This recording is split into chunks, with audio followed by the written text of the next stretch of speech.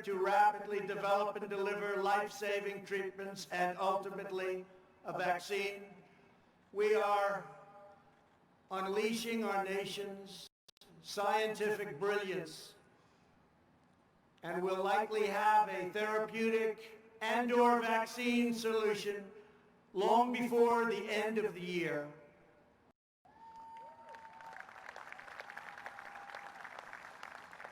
We're very grateful to be joined this evening by Americans battling on the front lines to kill the virus. I just want to say that America thanks you. Please stand, please. Thank you very much. Great, brilliant people.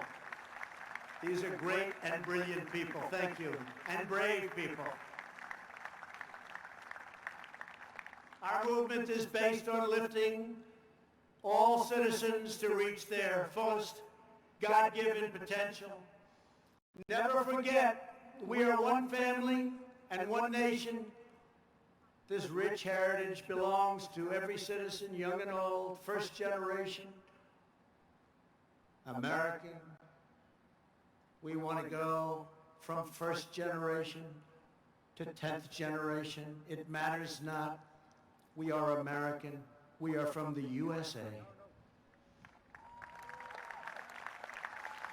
This great heritage belongs to citizens of every background and of every walk of life. No matter our race, color, religion, or creed, we are one America, and we put America first.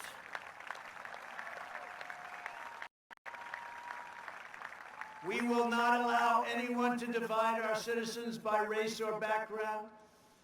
We will not allow them to foment hate, discord, and distrust. We will hold fast and true to the sacred loyalties that link us all as neighbors, as Americans, and as patriots. In every age, there have always been those who seek to lie about the past in order to gain power in the present. Those that are lying about our history, those who want us to be ashamed of who we are not interested in justice or in healing. Their goal is demolition.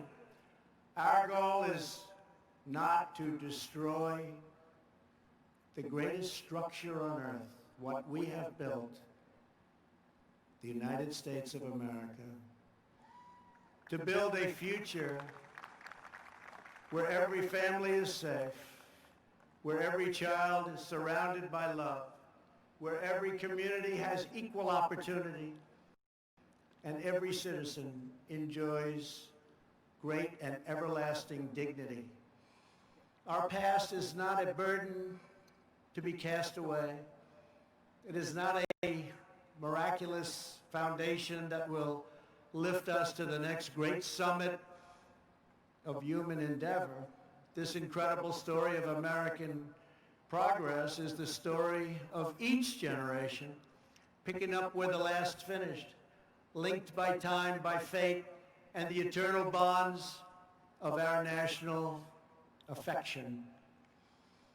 Those who would sever those bonds would cut us off from the wisdom, the courage, the love, and the devotion that gave us everything we are today and everything we strive for tomorrow.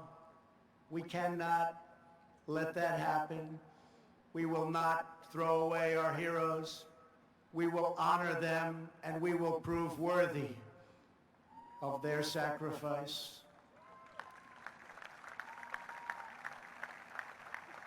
These are great heroes. Let me also say a word to those in the media who falsely and consistently label their opponents as racists, who condemn patriotic citizens, who offer a clear and truthful defense of American unity. That's what our people are doing. We want a clear and faithful defense of American history, and we want unity. When you level these false charges, you not only slander me, you not only slander the American people, but you slander generations of heroes who gave their lives for America.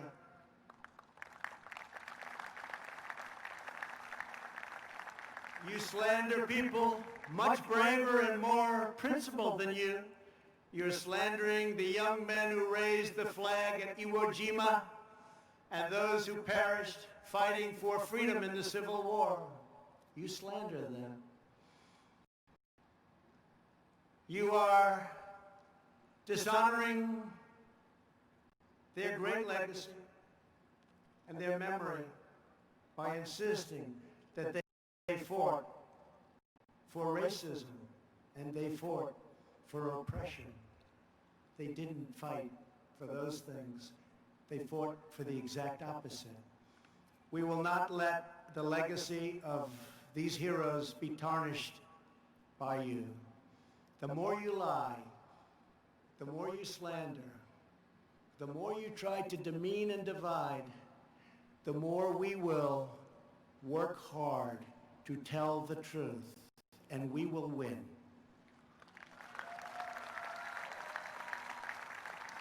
The more you lie and demean and collude, the more credibility you lose. We want to bring the country together, and a free and open media will make this task a very easy one. Our country will be united. After all, what do we all want? We want a strong military, great education, housing, low taxes, law and order. We want safety. We want equal justice. We want religious liberty. We want faith and family and living in great communities and happy communities and safe communities. And we want great jobs, and we want to be respected by the rest of the world, not taken advantage of by the rest of the world, which has gone on for decade after decade. We should all want the same thing. How can it be any different than those things? The more bitter you become, the more we will appeal to love and patriotism, and the more we will rise above your hate to build a better future for every child in our great country. To celebrate America's majestic inheritance, yesterday I signed an executive order to create a brand new monument to our most beloved icons, the National Garden of American Heroes. Will be a vast outdoor park that will feature the statues of the greatest Americans who have ever lived.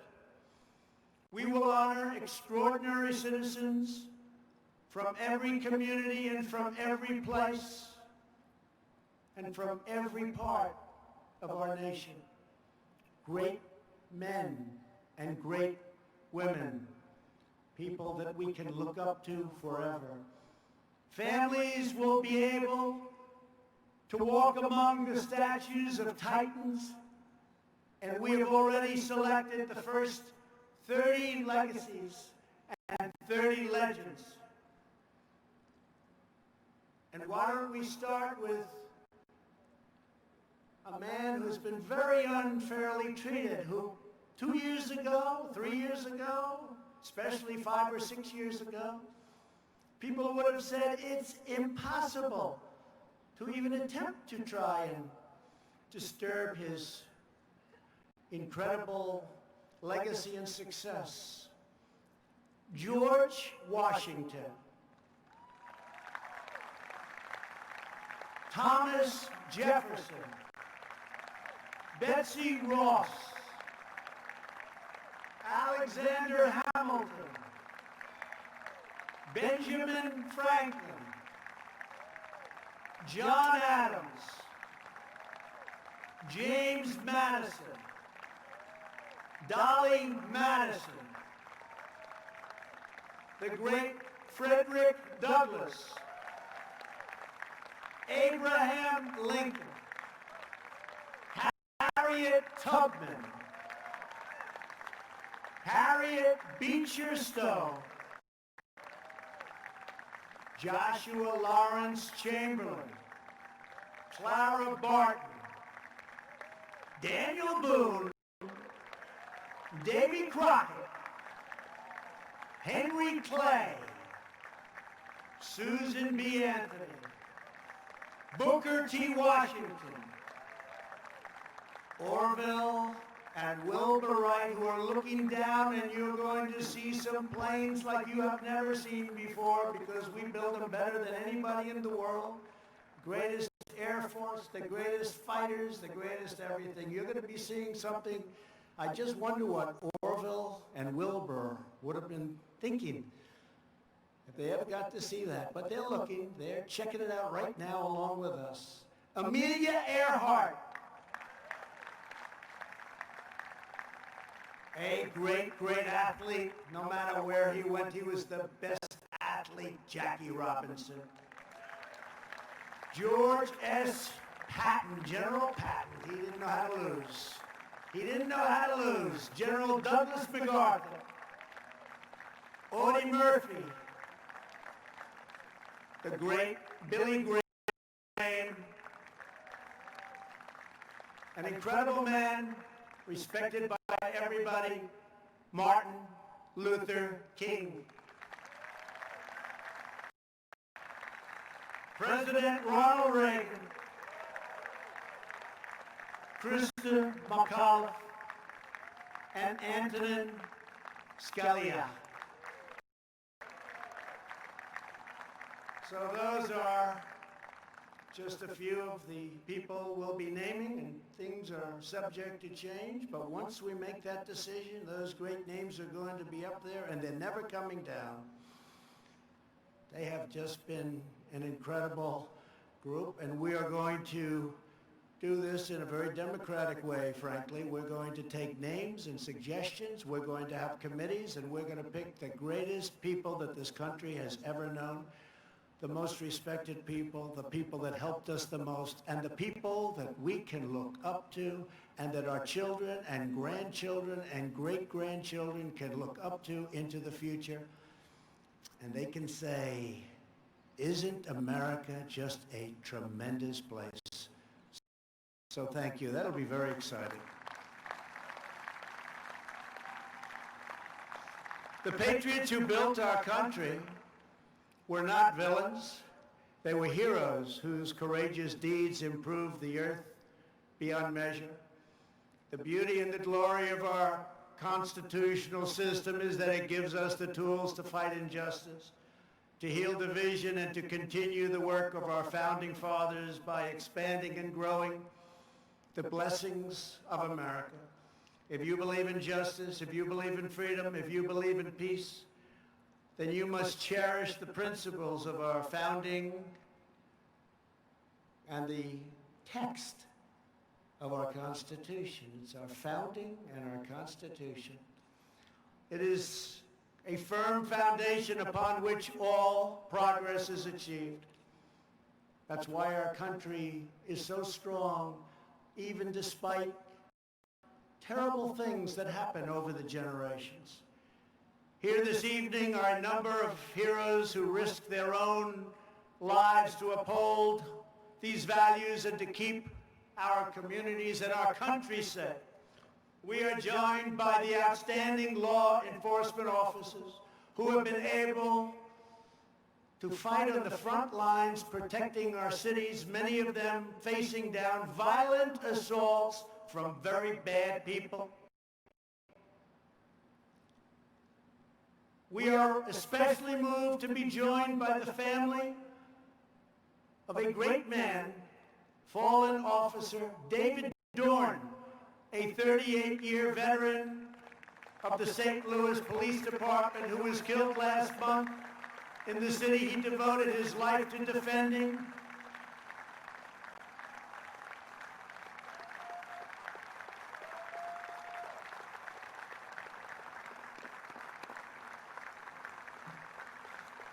And to David's great family, I want to thank you very much. The American people will always support the courageous men and women of law enforcement, and nobody embodies that better than David. Thank you very much. Please.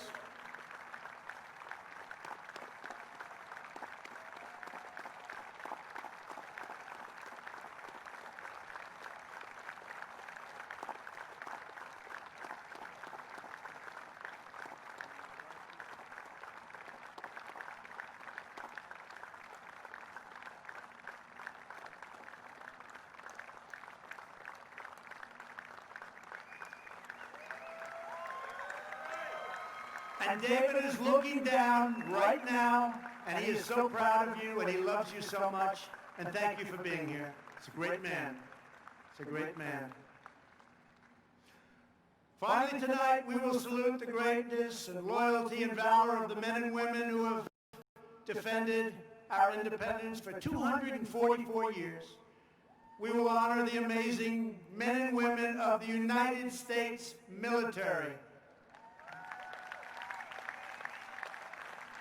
Never in history has a nation used so much power to advance so much good.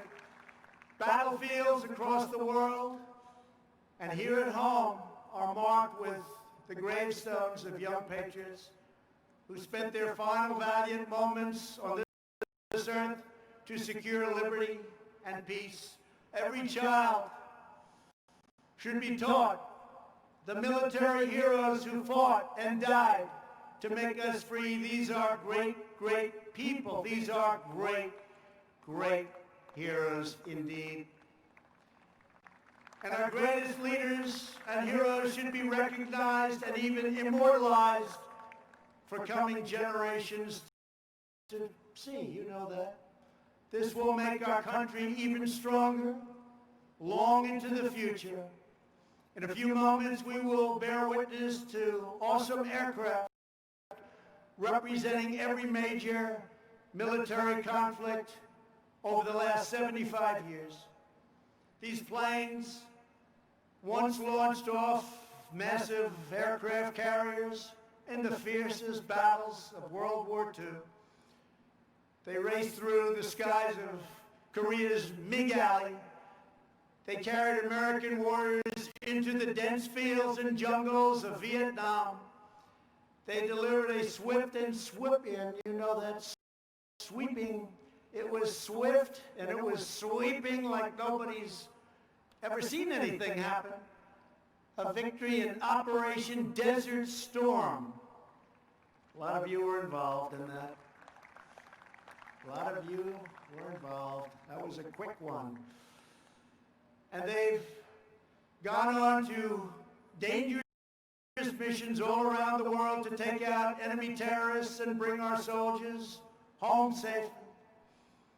As you know, we've killed this last year the two leading terrorists of the last 10 years, al-Baghdadi and Soleimani, killed, gone, over.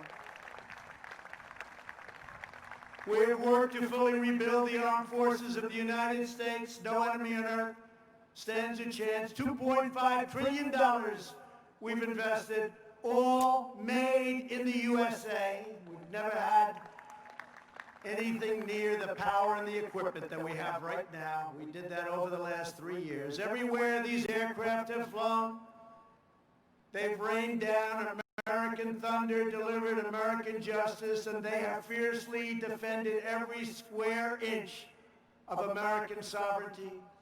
In their steel frames, broad wings, and roaring engines, we see the story of America's daring defiance, its soaring spirit, and undying resolve.